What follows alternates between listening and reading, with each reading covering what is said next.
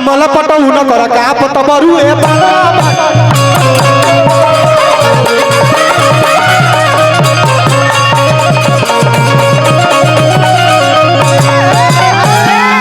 साच बात हम बानी बतावत जवन सबसे बाटे गुर ससुरा जइबू त तारा पहिले एगो लइका होई है अरे जेकरा होई सूर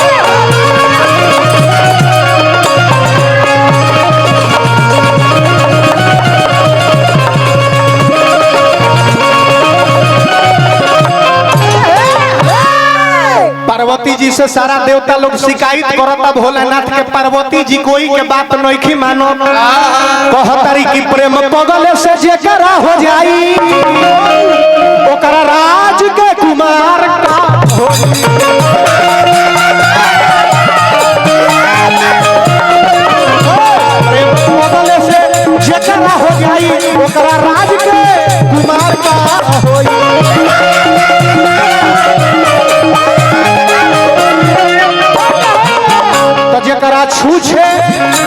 जेकरा छूछे भात अरे असही घोटाई ओकरा चटनी अचार का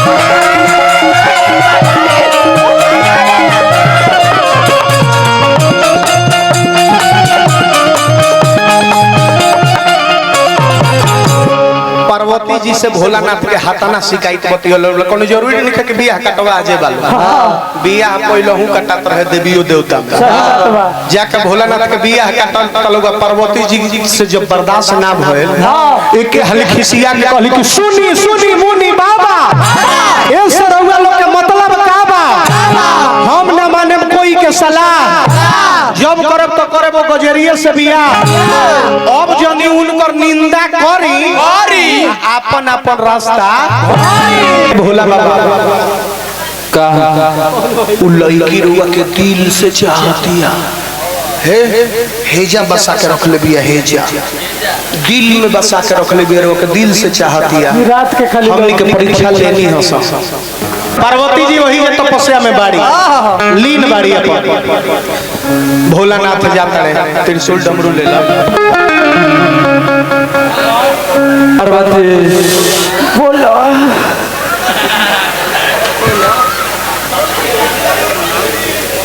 आँख बोलो अभी नहीं के मन करत रवा के बानी ना पहले बताई रवा के बानी खाली हम ना खोलब ए खोल दो तू खोलबो कि ना पापा के बोला लो ना खोलब हम भोलानाथ कहतारे कि आँख खोलो पार्वती जी कहतारे कि हम ना खोलम ओम नमः शिवाय के जो पापा लगौले बड़ी आँख नहीं की खोलत भोलानाथ बार बार कहतारे कि खोलो खोलो हम ना खोलब पहले रवा बताई कि रवा के है हमरा के पहले वरदान दी कि जेकरा के हम चाहत तानी उनके से हमरा बियाह हो जाए आँखों से खोलो भोलानाथ कहले कि पहले आँखावा तो खोलो आँख जब खोलो तारी पार्वती जी आ ताको तारी भोलानाथ को देखते रह जाता तब हवा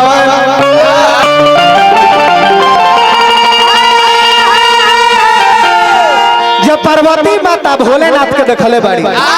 त खारे चरनिया में गिर के कहतारी कि हे भोलेनाथ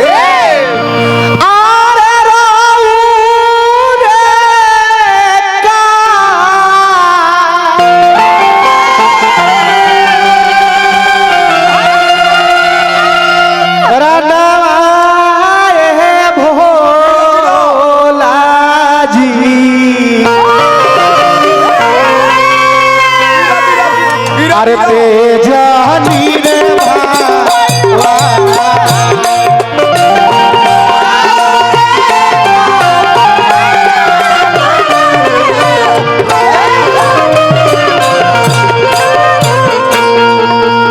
अरे मर्द पत्नी गोर पकड़ बड़ी उठाइबो कि खाली ठोकब बा मर्द दोनों हाथ उठा अते कहे हंसत रे चुप रे घर में लड्डू फूटा हो अलबत सीन करत रसन माने दोनों हाथे धक उठाई त्रिशूल साइड करत त्रिशूल हटाओ ई तारा गोर पकड़ी हम तो दोनों हाथ उठाई है धक के प्यार से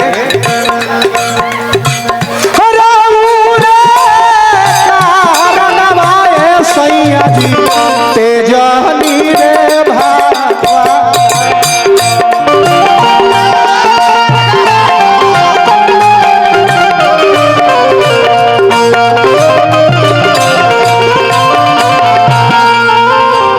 रौरे करनवा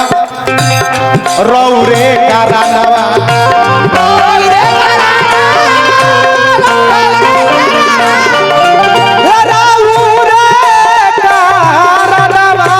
सैया जी तेजनी रे भावा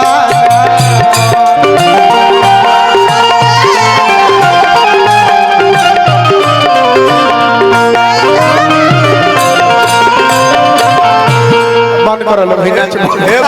बंद करो ऑर्केस्ट्रा चालू हो गई हम तब देखी रोज शिव पार्वती बनैले राम लक्ष्मण सीता बनैले लेकिन भाई ऐसन शिव जी पहिलका देखतनी नारायणपुर में तारका सुर हवे हमरा के वरदान दी कि जेकरा के हम चाहत तानी हमरा के मिल जाए। सर सपना पूरा हो जाए ना बुझाता कि भाठा में से बिलार झाकता का कहनी है भोलानाथ यहाँ के रहुआ सर सपना पूरा हो जाए कह कि तहार सपना पूरा हो जाए जा सर सपना पूरा हो जाए जा चल जा अपना घरे जा दूल्हा बन के आराम आराम से बोलो अलबला भाई हाँ तेरा दीवार पर दूल्हा बन के जीवन भोलानाथ कल के जा तहार सपना पूरा होई हम तहरा दरवाजा पर खुद स्वयं दूल्हा बन के आए पार्वती जी के जब इतना वचन भोलेनाथ सुनौले तो बड़ा दिल के सुकून मिलल